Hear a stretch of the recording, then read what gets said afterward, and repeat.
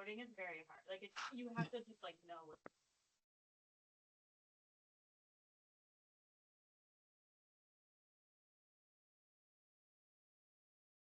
Good morning, everyone. On behalf of the Economic Developers Council of Ontario, I am pleased to welcome you to today's Trade and Tariff Virtual Roundtable discussion. We're pleased to have you participating today, and today's session will be recorded. The recording and a white paper reviewing today's session will be available on our website in the next day or two.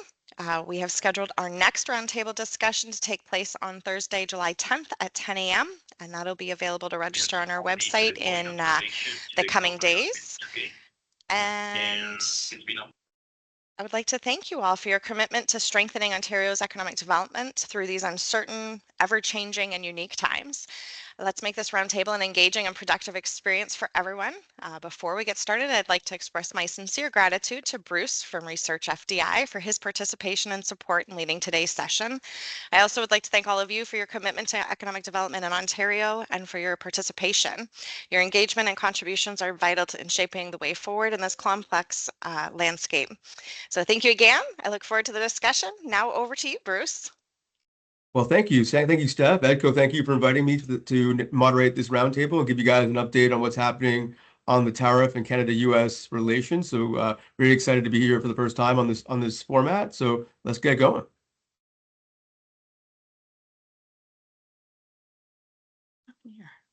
So here's a little bit about us. So we're headquartered in Montreal. We have folks all over Canada and Toronto, Vancouver, in the U.S. I guess can I even say that these days? And Boston, Silicon Valley. We also have a Mexico office in Monterrey. We also have offices located in Europe and Asia as well. So we've worked with many of you guys on the call, supporting you guys through lead generation, investment attraction, FDI strategy, training. Many of you I see here have signed up to our FDIP educational program, which is great. And I know many of you are considering joining the joint EDCO and Research FDI program. So that's fantastic. We also do representation across all these markets and database development as well. So great to see so many friendly, familiar faces on this call as well. So here I'm going to give you guys a little overview of tariffs and retaliatory tariff measures that have taken place over the last. Is actually in constant contact. Oh, great. Yeah. You want to send it to them before? I think I hear someone in the background. I got that. Yes. Sorry. No worries. I'll give you a pass. Just an overview of tariffs and retaliatory tariff measures that have taken place since the new U.S. federal administration has come on board. So basically, what are tariffs? So tariffs are taxes placed on imports by government. So there's several kinds of tariffs. There's protective tariffs, which aim to shield industries from foreign competition. There's revenue tariffs, which are primarily intended to generate income for the government. So why do governments impose tariffs? So governments implement tariffs for several reasons. One, to protect domestic industries and jobs by making imported goods more expensive. To generate government revenue, particularly in countries with limited tax infrastructure, or to retaliate against unfair trade practices or violation of international agreements. Who pays the cost? Well, although tariffs are collected at the border from importers, the cost is typically passed on to businesses and consumers through higher prices. This can affect everything from raw materials to finished goods. So you ask yourself, what is the impact on FDI, foreign direct investment? Tariffs can discourage FDI by increasing operational costs and introducing uncertainty into market access. On the flip side, free trade agreements like CUSMA, USMCA, and CETA that we'll discuss later, those eliminate or reduce tariffs and can attract larger investment, offering companies tariff-free access to larger integrated markets. Now, if you're looking at retaliatory measures, the WTO, World Trade Organization, allows for retaliatory tariffs if a country is found to be in violation of trade rules. A prominent example is the U.S.-China tariff war, which has been out in the media recently, where a tit-for-tat measures disrupted global supply chain and raised prices. Now, looking at current trends, tariffs are increasingly used strategically in geopolitical rivalries. We're also seeing a rise in carbon border adjustments, such as the EU's CBAM and similar consultations in Canada and Japan, where tariffs are applied based on the carbon intensity of imported goods. Now here's an overview of the global tariff landscape. So really, the new situation began with President Trump and his Liberation Day. which introduced a 10% baseline tariffs on all imports, Canada included. This blanket measure disrupted long-standing tariff-free relationship under USMCA, or as Canada calls it, CUSMA. Now, if you look at the timeline, April to May 2025, there was targeted 25% tariffs followed, directly impacting key Canadian export sectors, including, but not limited to, steel and aluminum, softwood lumber, dairy products, potash, and energy. These sectors are critical not just to the national trade balances, but to regional economies like Ontario, Quebec, and Alberta. Now, if you look on to June 4th, 2025, tensions escalated again when the U.S. doubled its tariffs on steel and aluminum to 50%, causing immediate concern for Canadian producers already operating on thin margins. Now, if you look at Canada's response, the Canadian government imposed up to $30 billion in counter tariffs on U.S. goods. This includes steel and aluminum, automobiles that don't meet CUSMA's rule of origin, a range of consumer products to apply economic pressure more broadly. This retaliation aligns with WTO provisions allowing countermeasures against unjustified tariffs. Now, if you look at the employment risk, Canada is the largest supplier of primary metals, especially steel and aluminum, to the U.S. And producers are now seeing declining orders, layoffs, and postponed investment. Now, if you look at supply chain impacts, exporters face higher logistics costs and delivery delays, especially in sectors reliant on the integrated North American manufacturing setup. If you look at the agriculture shifts, farmers are restructuring crop strategies, reducing canola production, and increasing wheat acreage as markets adjust to new tariff-induced price signals.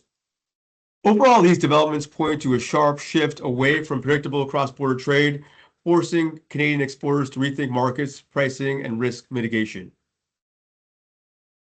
Now, obviously, EDCO, Ontario, looking at you guys on the front line. So Ontario is arguably one of the most affected provinces by the new wave of U.S. tariffs. It's deeply integrated in the North American supply chain, and obviously, it being a deeply manufacturing-based province makes it especially vulnerable to disruptions. Now, if you look at some of the key sectors affected by these tariffs, Ontario assembly plants are hit hard by the 25% U.S. tariffs on non-CUSMA compliant vehicles. These duties strain cross-border logistics and threaten just-in-time production models. The auto sector in Southern Ontario, particularly Windsor and Oakville, is feeling the heat, the pressure. Steel and aluminum, Ontario is responsible for over 70% of Canada's steel export to the U.S. With steel tariffs rising to 50%, Ontario's mills in Hamilton and Sault Ste. Marie under immense cost and volume pressures. Meanwhile, here where I am in Quebec, we dominate aluminum exports, which makes Ontario's exposure highly steel concentrated. Agri-food, processed food and dairy producers in Ontario are also affected. With tariffs rising and U.S. demand softening, producers are now facing difficult market access, especially for cheese and packaged goods. In terms of economic implications, output is slowing in Windsor, Hamilton, and Sault Ste. Marie, where manufacturing and metal production are concentrated. Manufacturers face rising input costs, and they're growing concern about potential layoffs. I'm sure you guys saw the recent announcement out of Hamilton and other. And obviously, a few months ago in Ingersoll, potential layoffs and a pullback in capital investment. In terms of provincial response, Ontario is urging Ottawa to expand support for export diversification, particularly in agri-manufacturing and clean tech. The province is also actively engaged with U.S. state-level officials. I'm sure you saw Doug Ford meeting with the Utah governor. That meeting went really well from what I'm hearing. He's meeting other governors want to meet him as well to maintain regional cooperation despite federal trade-level tensions. In terms of longer-term outlook, businesses in Ontario are reevaluating their dependence on U.S. market, especially in automotive and agri-processing. There's growing momentum towards diversification into Europe and the Indo-Pacific, leveraging agreements like CETA and the CPTPP, which is the Comprehensive Progressive Agreement for TRTO hedge against U.S. market volatility. Looking at the political outlook, I'm sure you guys have been following the news about recent reports of Canada and U.S. getting close to an agreement, a comprehensive security and economic partnership. So right now, 3 pillars of Canada's evolving trade policies under Prime Minister Carney involve rebuilding U.S.-Canada dialogue. So one of our new Prime Minister Carney's top priorities has been to de-escalate trade tensions with the U.S. He and President Trump are reportedly engaged in private talks focused on reversing the steel and aluminum tariffs imposed earlier this year. Canada is also working through the WTO's dispute resolution mechanism to mediate and push for fair treatment under CUSMA or USMCA. These negotiations are seen as an attempt to restore predictability in cross-border supply chains. Another key policy is removing interprovincial barriers. Domestically, the new government has introduced the One Canadian Economy Act. This legislation aims to eliminate internal trade and mobility barriers between provinces, which has long hindered the free flow of goods, services, and talent. The goal is to build a more resilient national supply chain and reduce dependency on foreign markets for economic stability. And third, diversifying trade via Indo-Pacific strategy. Internationally, Canada is recalibrating its trade policy to reduce reliance on the US and pursue new partnership. This includes renewed engagement with the Indo-Pacific strategy, enhanced economic ties with Japan, Asian nations, and the EU. The government sees this diversification as crucial for long-term trade strategy and for creating tariff-safe export pathways. Looking at the US-Canada trade, reliance, and risk in a protectionist era. So the US remains Canada's largest export partner, accounting for 76.5% of all Canadian exports. For Ontario, this relationship is even more pronounced. US-bound trade contributes roughly 13% total of Ontario's GDP, supporting over 2 million jobs provincially. Now, in terms of the tariff impact of April 2025, following the April implementation of US metal tariffs under the Liberation Day policy, Canada experienced a 15.7% drop in exports the same month. This contributed to a 7.1 billion monthly trade deficit, one of the highest recorded in years. In terms of short-term trends and volatility, Q1 export data initially showed growth, but this was largely driven by companies front-loading shipments to avoid the tariff deadlines and bring in as much product as they can before the tariffs got in. Q2 forecast shows significant decline due to the full effects of the tariffs settling in. In terms of policy implications, Canada's trade over reliance, especially in metals, dairy, auto, and related sectors, have become a strategic vulnerability. The ongoing US protectionism is pushing federal and provincial leaders to accelerate export diversification and expand trade beyond the US market. Now, here's a look at Canada's need to diversify. Canada is forging new trade policies beyond the US, strengthening diplomatic and trade ties with Japan, South Korea, Vietnam, and India. New bilateral trade dialogues were launched in 2025 with EU and Asian, ASEAN, signaling a pivot towards more stable rules-based market. In terms of intra-provincial trade reform, provinces, especially Ontario, are investing in domestic processing, clean energy, infrastructure, and transportation improvements.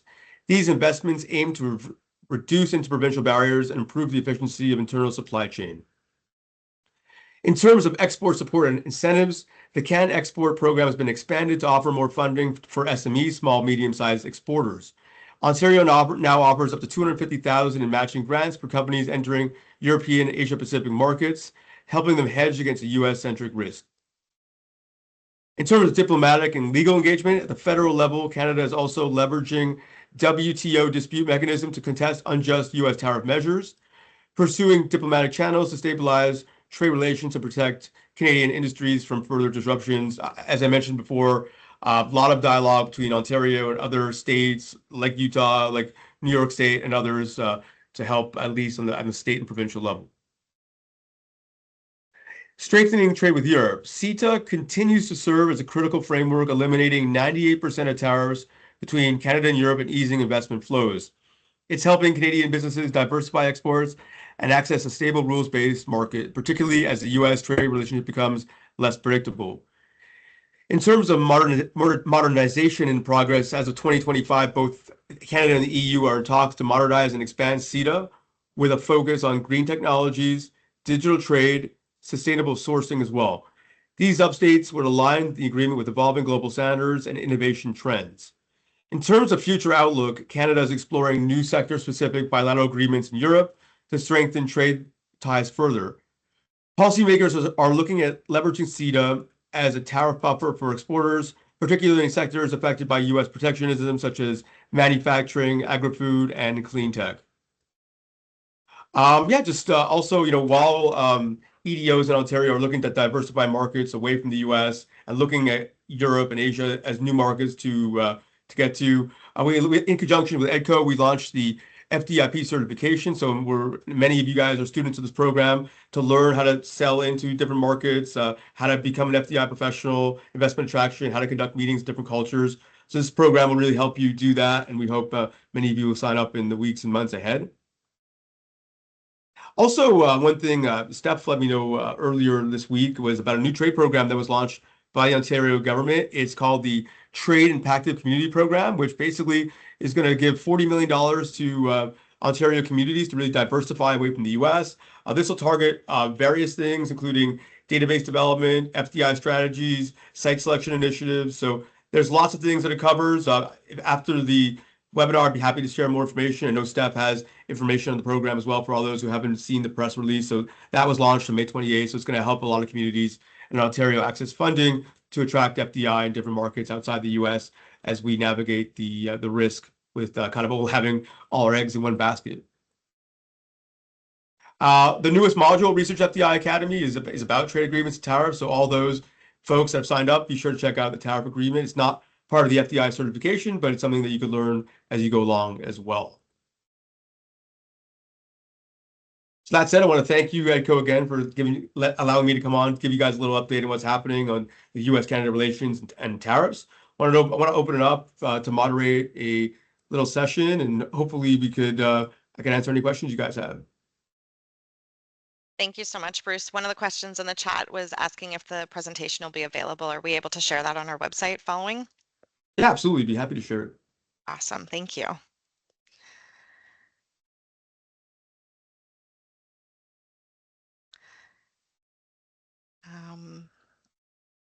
We did have Janet Sung is usually on these calls, but she was unable to join us today, and she wanted us to share that they have their final session, the CIF-AL York, that she's been working on, and it is localizing the supply chain in wood and forestry.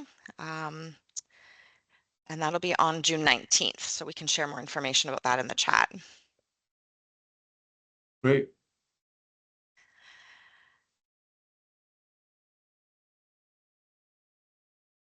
Anyone have any comments in general about U.S.-Canada relations or FDI or anything? Open to anyone or anything?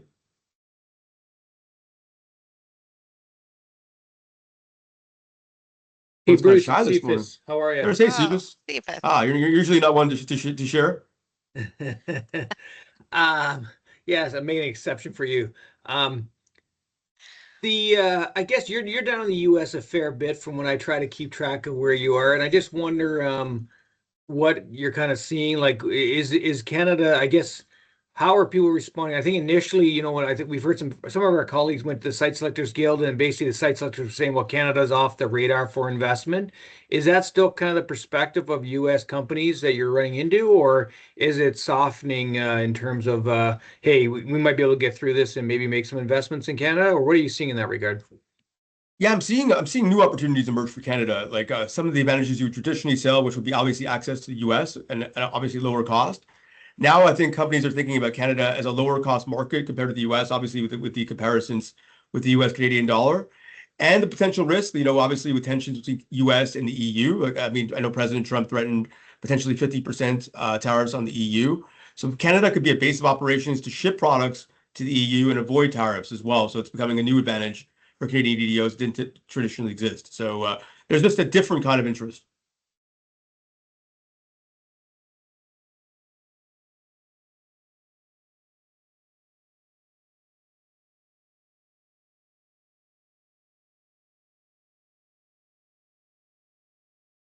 Anybody else? Don't be shy.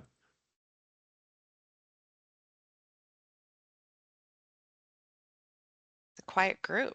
Yeah, we need some. There's Oh, Sean Columbus. Sean Columbus. Oh, just trying to get my camera going here.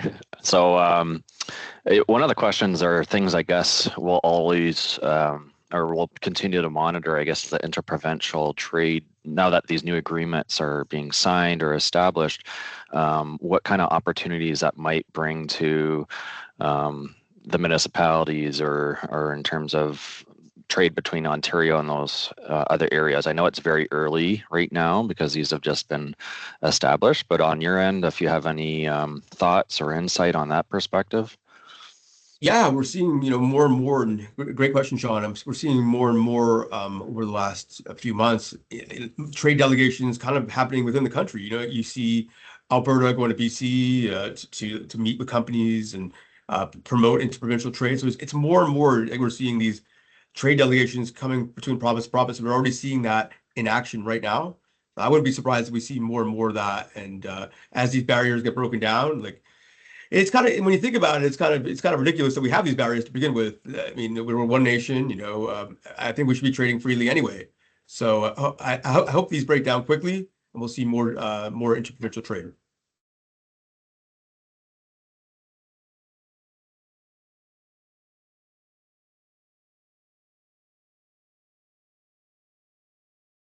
Bruce, on the work that you're doing, are you seeing more interest from Europe than to kind of pick up, or more interest from Canadians promoting? Yeah, we're definitely seeing more interest from European companies towards Canada. I mean, there's more. There's right now there's similar values that They're kind of also going through the same thing. They might see Canada as a safer investment. However, there is still questions about what's the access to the U.S. going to look like. So I think hopefully President Trump and Prime Minister Carney and Canada U.S. come to a deal soon. Maybe update USMCA CUSMA, and once we have some certainty of what that relationship between Canada and the US is, I could then see more FDI from Europe coming into Canada. Nicholas. Yes, thanks. For potential exports to Europe, do you see substitution of American goods, which they may be tariffing or counter tariffing, for Canadian goods? And if so, in what sectors may be the greatest opportunity? Oh, that's a great question. You're already seeing some of that happening now, but I think it will happen a lot more. I think some of the sectors, like I mentioned before, will be with the ones that Canada will have to find a new markets for its metals.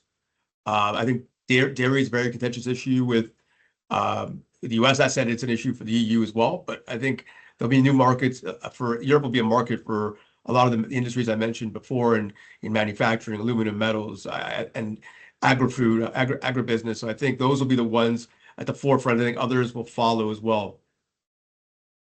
And do you see steel as being the steel products that we were selling into the States as being appropriate in Europe, in the more specialized areas where we might be challenged, or will we have to change the type of steel predominantly that we make? That's great. I think some of it might be appropriate, but I think others may have to be tailored to the market. I think we'd have to tailor the offering to the European market. And I think the work the previous government's done, developing CETA, developing free trade with Europe, I think we could build on that. I think modernizing that agreement, it's already kind of getting dated. So I think modernizing it will be important once we figure out those irritants. There's not that as many irritants as we have with the US right now, but I think once we hammer those out, I think those opportunities to tailor the offering will be much more important to Canada. Thanks, Bruce. Thank you, sir. I think there was a comment. Sean Columbus, is anyone noticing any of your businesses looking into warehouse storage options in the US for those that do major trade trips between Canada and the US? And CBIS replied, yes, we even had some preemptively lease some space early in the year, which they then released due to ever-changing conditions. Anyone else have any comments to Sean's comment?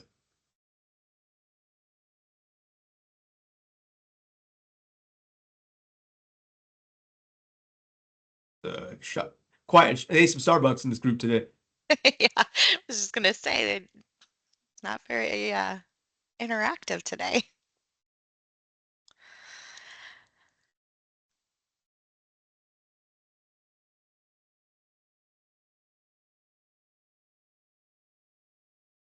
Any final questions or comments?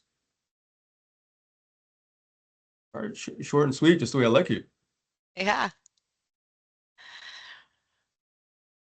Perfect. Yeah. So we will share the presentation.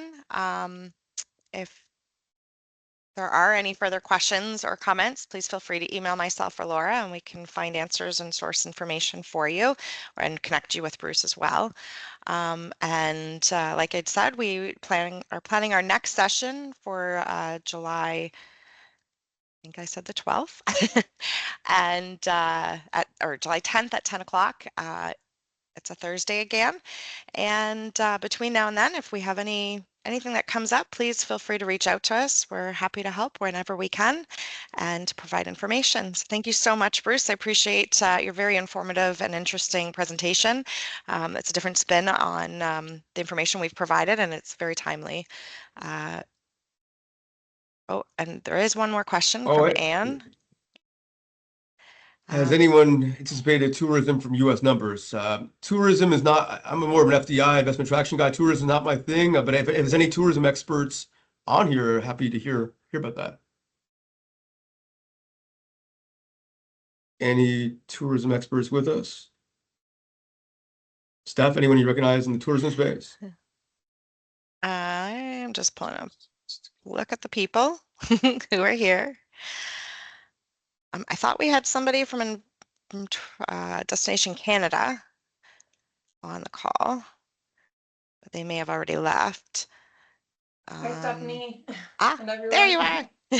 Johanna from Destination Canada, just listening in more than being an active participant. I'm not sure if we have data released in regards to numbers that we anticipate from tourism, but you can definitely check out Tourismscapes and our data collective. I'll put the link in the chat to help with any of your data needs. And you can always inquire through our data folks to understand if that information is made available.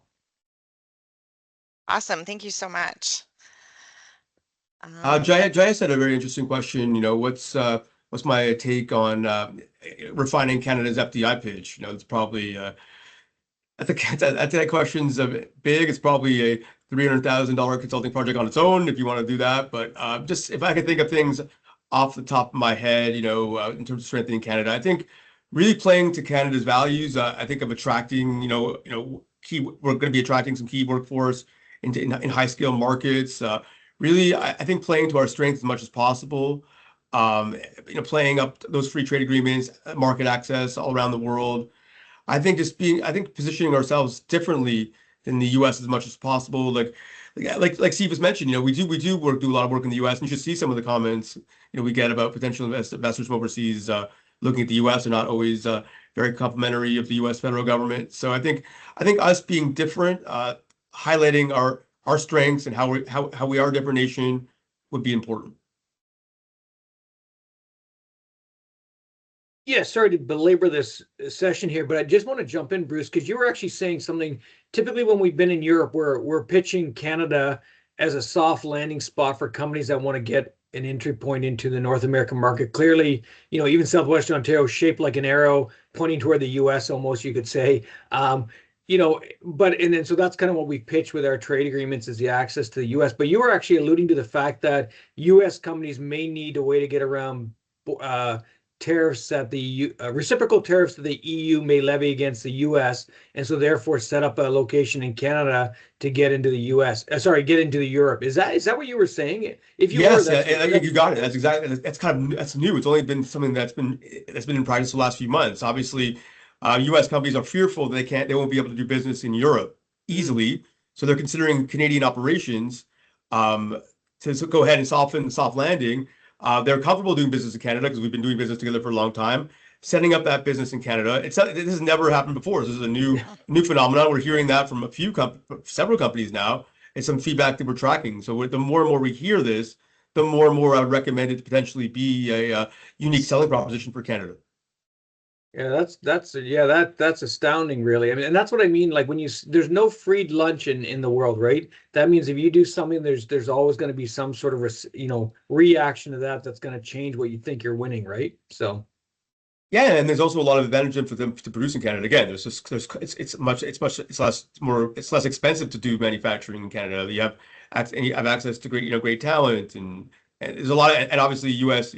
setting up a business in the U.S. there's healthcare considerations. Obviously in Canada we have nationalized healthcare, so there's different advantages to doing business in Canada that they wouldn't get in the U.S. Thank you. Thank you.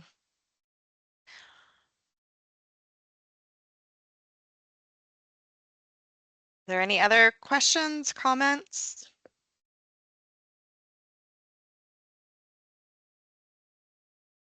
I had Like- one, Bruce. It's Brian Lenny from Enbridge Gas. Okay. Just had a quick question. I'm admittedly, very much focused on what's going on with Ontario and investment here. Reading a few pieces that U.S. consumer confidence is low right now. I'm almost thinking it's like perhaps your team at Research FDI has some insight on this. Maybe you do, maybe you don't. But just wondering if you did on like I thought the reverse was supposed to happen in the U.S. where they're reshoring all this investment. And I saw this morning General Motors announced that they're moving $4 billion in production from Mexico to the U.S. And that was supposed to inspire U.S. consumer confidence, but it's at its like lowest levels in several years, and not a lot of consumers are spending. Besides this push for confidence from the Trump administration, is there anything else driving that low consumer confidence in the U.S. right now? I think it's a great point. Like for example, like reshoring takes time. Like everything that President Trump wants to do is not going to happen overnight. It takes 2, 3, 4 years to to bring manufacturing back in the U.S. And So I think eventually the U.S. is going to have to look at themselves and say, what kind of manufacturing do we want? Do we really want to be making jeans or making T-shirts and putting together iPhones in San Francisco? Like, is that something we want to do? So all that reshoring takes time, and they have to. I think they still have to figure out. They're gonna have to realize that they're not gonna be able to reshore everything. They have the same. A lot of U.S. communities have the same problems that we have in terms of workforce availability. The workforce doesn't exist. So, opioids continues to be a major problem in the U.S. where a lot of people in the community not even eligible to work because they might fail a drug test. So I think all that to say, back to your question, Brian, is it's going to take a lot of time for that reshoring, if and when that ever takes place, to happen. I think maybe they'll get some of them back, but it's going to take a lot of time. I think in terms of consumer confidence, goods are more expensive now in local Walmarts. It's more expensive to buy things. There's less money in the economy. The U.S. federal government's cut a lot of spending, which a lot of that money trickles down to communities. There's less money in the economy, less confidence. So I think all that is a ripple effect of everything. Thank you. Sean Clovis. I just thought of this now. So I know that the recent announcement of the tariffs on steel, aluminum going up to 50%. So if anyone's kind of heard any indication of havoc for those businesses that result in trade with those materials, I know it's fairly new information, but if there's any indication of things that might transpire by that increase. Oh yeah, it's devastating, right? Like if you think about like, what if you're a business owner in that space and this is happening and you're dependent on the U.S. It's absolutely devastating. 25% was bad, 50% is really devastating. So the need, I know Ontario's push to diversify markets couldn't come fast enough. If you'll recall, around in Trump 1.0, Canada really made a push to diversify away from the U.S. then, but then obviously we got sidetracked with COVID, and we kind of once we also ratified USMCA, CUSMA, we kind of got back to what's comfortable for us. It's very comfortable for Canadians, U.S. People to do business together. So I think, that go back to your question, that 50% is going to be devastating, and I think the effects, if it continues, however, I think in a new Canada-U.S. agreement that'll be brought down, but if it continues, it'll be devastating to local business for sure. I'm just noticing online that speaking of the steel industry, there's already been layoffs at a large manufacturing facility in Hamilton. Just in the last day, they announced 153 people, and it's a direct result of the tariffs. So I suspect that industry will see more of that until we're able to stabilize the pricing. Yeah, I believe the Ontario and federal governments are going to help those companies get through this as well.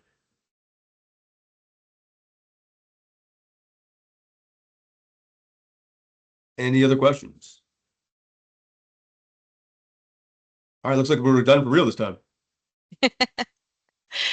So again, thank you very much for being part of this, and thank you, Bruce, for your presentation and the discussion. It's been wonderful. And as always, if there's anything that EDCO can do to support you and your communities, please reach out to us. We are happy to do what we can. And have a great day, everyone. Have a great day, guys.